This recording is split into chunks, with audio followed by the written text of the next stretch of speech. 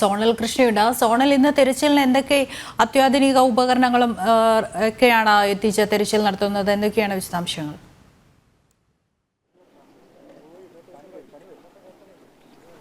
ആദർശ, പ്രധാനമായി യന്ത്രങ്ങൾ ഉപയോഗിച്ചിട്ടുള്ള തിരച്ചിലാണെന്ന് നടക്കുക എന്നുള്ളതാണ് ഏറ്റവും പ്രധാനപ്പെട്ട കാര്യം. നമുക്കറിയാം, ഇന്നലെ തന്നെ കൂടുതൽ JCB അതുപോലെ തന്നെ ഇറ്റാച്ചി എന്നിവ എത്തിച്ചുകൊണ്ടുള്ള തിരച്ചിൽ ആരംഭിക്കുന്ന സാഹചര്യമുണ്ട്. അതുപോലെ തന്നെ പ്രധാനമായി പറയേണ്ടത് ചാലിയാറിലുൾപ്പെടെ പരിശോധന ദ്രുതഗതിയിൽ നടക്കുന്നുണ്ട് എന്നുള്ളതാണ്. കാരണം മലപ്പുറം ജില്ലയിലെ പോത്തുകല്ല്, നിലമ്പൂർ മേഖലയിൽ വലിയ തിരച്ചിൽ നടക്കുന്നുണ്ട്. ഈ പ്രദേശങ്ങളിൽ നിന്നാണ് കഴിഞ്ഞ ദിവസം മൃതശരീരങ്ങൾ കിട്ടിയത്. ശരീരത്തിൻ്റെ പല ഭാഗങ്ങളായിട്ട് ലഭിച്ചിട്ടുണ്ട് എന്നുള്ളതാണ് ഏറ്റവും പ്രധാനമായി പറയേണ്ടത്. ഇവയൊക്കെ നിലമ്പൂരിലെ ജില്ലാ ആശുപത്രിയിലേക്ക് മാറ്റി അവിടെ നിന്ന് ഒരു സ്ഥിരീകരണം കിട്ടിയതിന് ശേഷമാണ് വയനാട്ടിലേക്ക് കൊണ്ടുവരുന്നത് എന്നുള്ളത് തന്നെയാണ് ഏറ്റവും പ്രധാനപ്പെട്ട കാര്യം. എന്തായാലും ഈ പ്രദേശം മുണ്ടക്കൈ പോലുള്ള പ്രദേശത്ത് ഇന്നലെ തന്നെ തിരച്ചിൽ കൃത്യമായ ഒരു ഭാഗത്ത് നിന്ന് തുടങ്ങിയിരുന്നു. സൈന്യത്തിൻ്റെ നേതൃത്വത്തിൽ തന്നെയാണ് തിരച്ചിൽ നടക്കുന്നത്. ഈ പ്രദേശം, അതായത് ഇന്നലെ പൂർണ്ണമായി തിരഞ്ഞ പ്രദേശം ഇന്ന് തിരയുന്നത് സാധ്യമല്ല. അതുകൊണ്ട് അതിൻ്റെ തൊട്ട് പുറകിലുള്ള അല്ലെങ്കിൽ അതിനോട് ചേർന്ന് കിടക്കുന്ന മറ്റ് പ്രദേശങ്ങൾ, തിരയാനുള്ള പ്രദേശങ്ങളായിരിക്കും ഇന്ന് തിരയുക എന്നുള്ളത് തന്നെയാണ് ഏറ്റവും പ്രധാനപ്പെട്ട കാര്യം. കാരണം പൂർണ്ണമായും ഈ നിലം ഉഴുത് തന്നെയാണ് പരിശോധന നടത്തുന്നത്. ഒരു സാധ്യതയും ഇല്ല, അതായത് ഈ പ്രദേശത്ത്, തിരഞ്ഞ പ്രദേശത്ത് മൃതദേഹങ്ങളില്ല എന്നുള്ളൊരു ഒരു നിഗമനത്തിലേക്ക് ഉദ്യോഗസ്ഥർ നീങ്ങുന്നുണ്ട് എന്നുള്ളത് തന്നെയാണ്.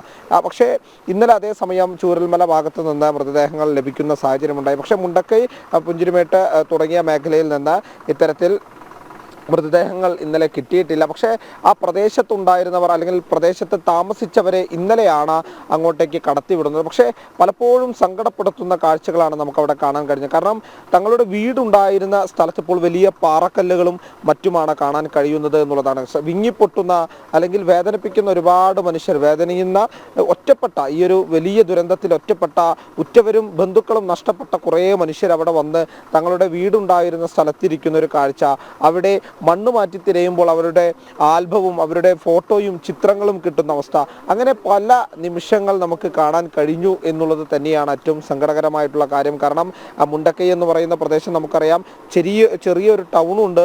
അതിനോട് ചേർന്ന ഒരു 10-60 വീടിലധികം വീടുകളുണ്ട് എന്നാണ് അറിയുന്നത്. ആ പ്രദേശത്തുള്ളവർ പറഞ്ഞത് ആ വീടുകളെല്ലാം പോയിട്ടുണ്ട്. ഏകദേശം 10 വീടുകൾ മാത്രമേ അവിടെ ഇനി ബാക്കിയുള്ളൂ എന്നുള്ളതാണ് ഏറ്റവും പ്രധാനപ്പെട്ട കാര്യം. അവരും ജീവനോടുകൂടി ഈ ആ പ്രദേശത്ത് തന്നെ ആ ഘടനയനുസരിച്ച് ഏറ്റവും ഉയർന്ന ഭാഗം ഒരു ക്രിസ്ത്യൻ ചർച്ചാണ്. ആ ചർച്ചിൻ്റെ അവിടേക്ക് വന്നു നിൽക്കുന്ന സാഹചര്യമാണ് ഉണ്ടായത്. അങ്ങനെയാണ് അവർ രക്ഷപ്പെടുന്നത്. എന്തായാലും ഈ പ്രദേശത്തുള്ളവരെല്ലാം തന്നെ, രക്ഷപ്പെട്ടവരെല്ലാം തന്നെ ക്യാമ്പിലാണ്. ഈ ക്യാമ്പിൽ ഇരിക്കുമ്പോഴും ഒരു പ്രതീക്ഷ അവരുടെ മനസ്സിലുണ്ട്. ഉറ്റവരെങ്ങാനും ഇനി തിരിച്ചു വന്നാലോ എന്നുള്ളൊരു പ്രതീക്ഷയുണ്ട്. പക്ഷേ ഇനി മണ്ണിനടിയിലുള്ളവരാരും ജീവനോടെ ഉണ്ടാകില്ല എന്നുള്ളതാണ് ഉദ്യോഗസ്ഥർ ഉൾപ്പെടെ പറയുന്നത്. പക്ഷേ ജീവനോടെ ഉണ്ടാവാനുള്ളൊരു സാധ്യത, ഈ നദി ഉരുൾപൊട്ടിയതിന് 2 വശവും കാടുകളാണ്. രക്ഷപ്പെടാൻ വേണ്ടി ഒരു പക്ഷേ ഈ കാടുകളിലേക്ക് കയറിയിട്ടുണ്ടെങ്കിൽ അവിടെ ജീവനോടെ ഉണ്ടാവാൻ സാധ്യതയുണ്ട്. അതുകൊണ്ട് തന്നെ ഈ കാടുകൾ കേന്ദ്രീകരിച്ചും പരിശോധന നടക്കുന്നുണ്ട് എന്നുള്ളത് തന്നെയാണ് ഏറ്റവും പ്രധാനപ്പെട്ട കാര്യം. ഏതായാലും 6 സോണുകളായി തിരിച്ചുകൊണ്ട് കൃത്യമായ പരിശോധനയാണ് നടക്കുന്നത്. ദൃശ്യ, സോണൽ, ഇന്നലെ ദുരന്ത ഭൂമിയിലേക്ക് രാത്രിയിൽ പോലീസ് പെട്രോളിംഗ് ഏർപ്പെടുത്തിയിരുന്നു. ആ വീടുകളിലേക്ക്, ദുരന്തം നടന്ന ആ പ്രദേശത്തെ വീടുകളിലേക്ക് രാത്രിയിൽ അതിക്രമിച്ചു കടക്കുന്നവർക്കെതിരെ നടപടി സ്വീകരിക്കുമെന്നൊക്കെ പറഞ്ഞിരുന്നു. എത്തരത്തിലാണ് ഇങ്ങനെ ഒരു നിർദ്ദേശം വരാനുള്ള കാരണം എന്താണ്?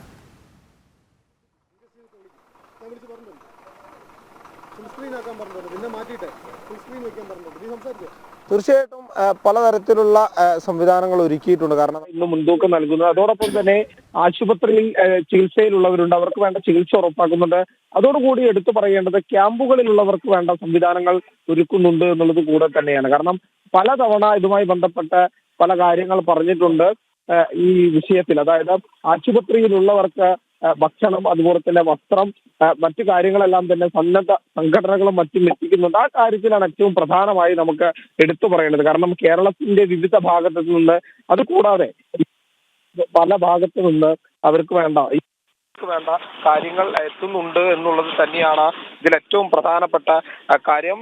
അതിനെ മലയാളികളും ഭാരതത്തിലെ ജനങ്ങളും ഒന്നിച്ച് മുന്നോട്ട് നിൽക്കുന്നു, അല്ലെ കൈകോർക്കുന്നു എന്നുള്ള കാഴ്ച നമുക്ക് കാണാൻ വേണ്ടി കഴിയുന്നുണ്ട്. എന്തായാലും ഈ ദുരിതമുഖത്ത് എല്ലാവരും ഒറ്റക്കെട്ടായി തന്നെ പ്രവർത്തിക്കുന്ന കാഴ്ചയാണ് നമ്മളെ സംബന്ധിച്ച് കാണാൻ കഴിയുന്നത്. ഈ പ്രദേശത്തിന്റെ ഘടനയനുസരിച്ച് ഇനി അവിടെ താമസിക്കുക, ഒരിക്കലും സാധ്യമായിട്ടുള്ള കാര്യമല്ല എന്നുള്ളതാണ് പ്രദേശവാസികൾ പറയുന്നത്. ഇതിനു മുമ്പും ഇത്തരം സാധ്യതകൾ ഉണ്ടായിരുന്നു. പക്ഷേ ഒരു കൃത്യമായ മുന്നറിയിപ്പ് ലഭിച്ചിരുന്നെങ്കിൽ ഒരു പക്ഷേ ഒരുപാട് പേരുടെ ജീവൻ രക്ഷിക്കാമായിരുന്നു എന്നുള്ള ഒരു കാര്യം കൂടി പ്രദേശത്ത് നിന്ന് രക്ഷപ്പെട്ടവർ പറയുന്നുണ്ട്. ഇതിനു മുമ്പ്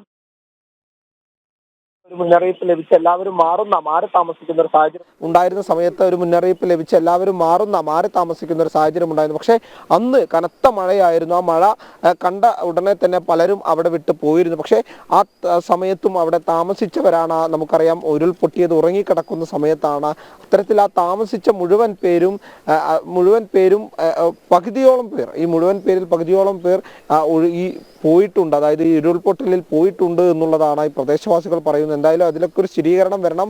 ഈ കണക്കിന്റെ കാര്യത്തിൽ ഇപ്പോഴും ഒരു സ്ഥിരീകരണം വന്നിട്ടില്ല. ലഭിക്കുന്ന മൃതദേഹങ്ങൾ അനുസരിച്ചുള്ള കണക്കുകളാണ് ഇതിൽ പറയുന്നത്. അതുപോലെ തന്നെ മിസ്സിംഗ് പരാതി കൊടുത്ത കണക്കുകൾ കേന്ദ്രീകരിച്ചുമാണ് ഇത്തരം ഒരു കണക്ക് ഔദ്യോഗികമായിട്ട് സർക്കാർ പറയുന്നത്. എന്നാലും അതിനപ്പുറമാണ് ഇതിന്റെ ഒരു ഭീതി എന്നുള്ളത് തന്നെയാണ് ഈ പ്രദേശവാസികൾ പറയുന്നത്. ദൃശ്യ സോണൽ ഇന്നലെ ADGP MR അജിത് കുമാർ ജനം ടിവിയോട് പറഞ്ഞിരുന്നു, കാലാവസ്ഥ അനുകൂലമാണെങ്കിൽ കെട്ടിടങ്ങൾ ഉൾപ്പെടെ പൊളിച്ചു നീക്കി മൃതദേഹങ്ങൾ ഉണ്ടോ എന്ന് ഇന്ന് പരിശോധിക്കാനുള്ള സാധ്യതയുണ്ട് എന്ന് പറഞ്ഞിരുന്നു. ഇന്ന് അവിടുത്തെ കാലാവസ്ഥ എങ്ങനെയാണ്? അത്തരത്തിലുള്ള പരിശോധനകൾ ഇന്ന് നടക്കാനുള്ള സാധ്യതയുണ്ടോ?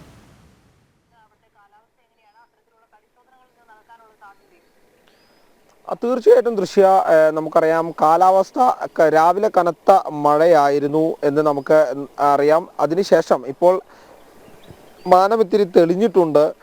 മഴ മാറി നിൽക്കുകയാണെങ്കിൽ കൃത്യമായിട്ട് ഈ പറഞ്ഞതുപോലെ ബിൽഡിങ്ങുകളെല്ലാം തന്നെ പൊളിച്ചു നീക്കി അതിനടിയിൽ പരിശോധിക്കാനുള്ള സംവിധാനം ഉണ്ടാക്കും എന്നുള്ളത് തന്നെയാണ് ഇതിൽ പറയാനുള്ളത്. എന്തായാലും ഈ പരിശോധന ഇന്ന് കൃത്യമായി തന്നെ നടക്കും. പല ഘട്ടങ്ങളായിട്ട് 6 സോണുകൾ തിരിച്ചിട്ടുള്ള പ്രദേശങ്ങളിൽ ഘട്ടം ഘട്ടമായിട്ടായിരിക്കും പരിശോധന നടത്തുക. അതോടൊപ്പം തന്നെ ചാലിയാറിൽ ഉൾപ്പെടെ പരിശോധന നടത്തും. സമീപത്തെ വനപ്രദേശങ്ങളിൽ പരിശോധന നടത്തുന്നുണ്ട്. അങ്ങനെ നടത്തിയ പരിശോധനയിലാണ് കഴിഞ്ഞ ദിവസം ആ കുട്ടികളെ ഉൾപ്പെടെ വനവാസികളെ കണ്ടെത്താൻ കഴിഞ്ഞിട്ടുള്ളത്. ഏതെങ്കിലും തരത്തിൽ ആരെങ്കിലും ഈ വനത്തിലേക്ക് രക്ഷപ്പെടാൻ ഓടിയിട്ടുണ്ടെങ്കിൽ അവരെയും തിരിച്ചു കൊണ്ടുവരാനുള്ള സംവിധാനം ഉണ്ടാക്കും. എന്തായാലും ഈ മണ്ണുമാന്തിയുള്ള കൃത്യമായ പരിശോധനയാണ് ഇപ്പോൾ നടക്കുന്നത്. ദൃശ്യ സോണൽ, ഈ പ്രദേശത്ത് നിരവധി സ്വകാര്യ റിസോർട്ടുകൾ ഉണ്ടായിരുന്നു. ഈ റിസോർട്ടുകൾ ഉണ്ടായിരുന്ന വിദേശികൾ അങ്ങനെയുള്ളവരെ പറ്റി എന്തെങ്കിലുമൊക്കെ വിവരം ലഭിച്ചിട്ടുണ്ടോ? അവരെ ക്യാമ്പിലുണ്ടോ? അങ്ങനെ എന്തെങ്കിലും വിവരങ്ങൾ ലഭിച്ചിട്ടുണ്ടോ?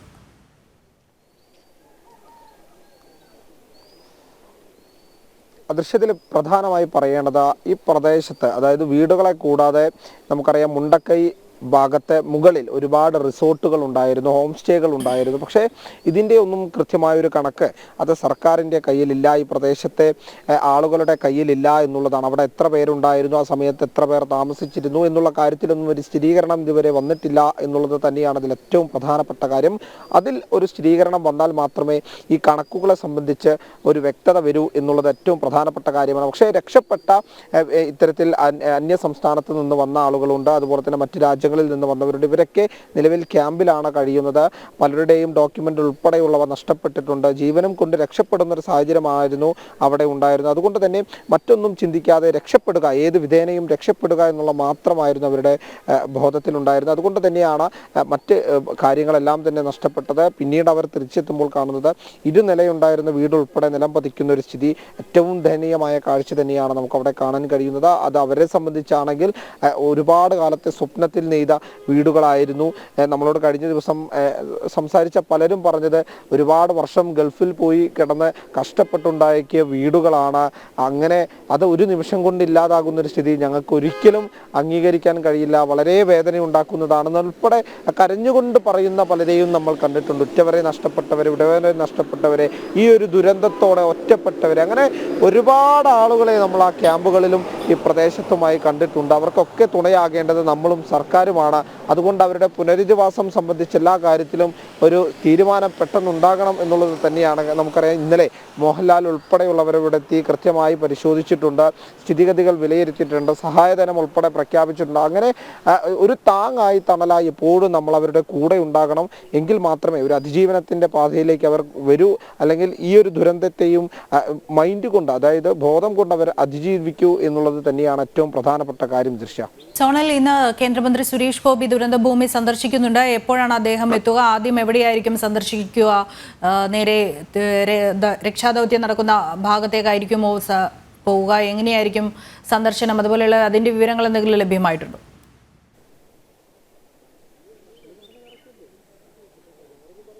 തീർച്ചയായിട്ടും ഇന്ന് രാവിലെ ഏകദേശം 7 മണി 8 മണിയോട് കൂടി അദ്ദേഹം ഗസ്റ്റ് ഹൗസിൽ എത്തും. അതിനുശേഷമായിരിക്കും ഈ ദുരന്ത മുഖത്തേക്ക് വരിക. അതിനുശേഷം ക്യാമ്പുകളിലും മറ്റും സന്ദർശനം നടത്തുമെന്നുള്ളതാണ് നമുക്ക് ലഭിക്കുന്ന വിവരം. പക്ഷേ ഇതിലൊക്കെ ഒരു സ്ഥിരീകരണം വരേണ്ടതുണ്ട്. അല്പസമയത്തിനകം തന്നെ ഇതുമായി ബന്ധപ്പെട്ട അദ്ദേഹത്തിൻ്റെ സന്ദർശനവുമായി ബന്ധപ്പെട്ട കാര്യത്തിൽ ഒരു സ്ഥിരീകരണം വരും എന്നുള്ളത് തന്നെയാണ് നമ്മൾ പ്രതീക്ഷിക്കുന്നത്. എന്തായാലും ഇന്ന് കേന്ദ്രമന്ത്രി സുരേഷ് ഗോപി ഉൾപ്പെടെയുള്ളവർ ഇവിടെ എത്തുന്നുണ്ട്. കൃത്യമായി സ്ഥിതിഗതികൾ വിലയിരുത്തുന്നുണ്ട്. നമുക്കറിയാം, പ്രദേശത്തെ സംബന്ധിച്ച് ഒരുപാട് കാര്യങ്ങൾ ഇനിയും പുറത്തു വരേണ്ടതുണ്ട്, പഠിക്കേണ്ടതുണ്ട്, പഠനം നടത്തേണ്ടതുണ്ട്. അതുകൊണ്ട് തന്നെ കൃത്യമായ ഒരു വ്യവസ്ഥ ഇതുമായി ബന്ധപ്പെട്ടുണ്ടാക്കണം. കാരണം ഇവരുടെ പുനരധിവാസം, ഇവരുടെ തുടർ ചികിത്സ ഉൾപ്പെടെയുള്ള നടപടികൾ, അങ്ങനെ ഒരുപാട് കടമ്പകൾ ഇനിയുമുണ്ട്. അതിനാദ്യം ഈ രക്ഷാപ്രവർത്തനം, അതുപോലെ തന്നെ ഈ പരിശോധന പൂർത്തിയാക്കണം. അതിനുവേണ്ടിയാണ് ഇപ്പോൾ മുൻതൂക്കം നൽകുന്നത്. അതോടൊപ്പം തന്നെ അവരുടെ ആരോഗ്യ കാര്യങ്ങൾ നോക്കുന്നുണ്ട്, ഈ ക്യാമ്പിലേക്ക് വേണ്ട കാര്യങ്ങൾ നോക്കുന്നുണ്ട്. ഇനി നോക്കേണ്ടത് പുനരധിവാസം സംബന്ധിച്ച കാര്യങ്ങളാണ്. അതുമായി ബന്ധപ്പെട്ടൊക്കെ ഇപ്പോൾ ചർച്ച നടക്കുന്നുണ്ട് എന്നുള്ളതാണ് സർക്കാർ സംവിധാനങ്ങൾ നമ്മളുമായി ബന്ധപ്പെട്ടപ്പോൾ പറഞ്ഞിരിക്കുന്നത്. എന്തായാലും വരും മണിക്കൂറുകളിൽ നമുക്ക് ഇനിയും ശുഭകരമായ വാർത്തകൾ ലഭിക്കട്ടെ എന്നുള്ളത് മാത്രമാണ് ഈ നിമിഷവും നമുക്ക് കൂട്ടിച്ചേർക്കാനുള്ളത്. ദൃശ്യ സോണൽ, ഈ ചാലിയാറിൽ തിരച്ചിൽ നടത്തുന്നുണ്ട് എന്ന് പറഞ്ഞൊരു, അത് എത്ര സോണുകൾ, അതും ഇതുപോലെ സോണുകളായി തിരിച്ചാണോ പരിശോധന നടത്തുന്നത്? അതുപോലെ സൂചിപ്പാറയിലും ഇന്ന് തിരച്ചിൽ നടത്താനുള്ള സാധ്യതയുണ്ടോ?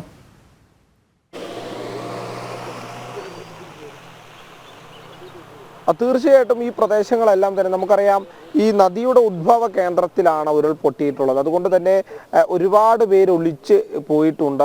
അത് ഈ ചാലിയാറിലൂടെ തന്നെയാണ്. നമുക്കറിയാം, ഇതിനോട് ചേർന്ന പ്രദേശം പോത്തുകല്ല്, നിലമ്പൂർ മേഖല, അതിലൂടെയാണ് ചാലിയാർ ഒഴുകുന്നത്. അതുകൊണ്ട് തന്നെ ഈ കൃത്യമായി ആളുകൾ ഒഴുക്കിൽപ്പെട്ടിട്ടുണ്ടെങ്കിൽ അത് ചാലിയാറിൽ തന്നെ ഉണ്ടാകും. അതുകൊണ്ട് തന്നെയാണ് 30-ലധികം മൃതദേഹങ്ങൾ ചാലിയാറിൽ നിന്ന് ലഭിച്ചിട്ടുള്ളത്.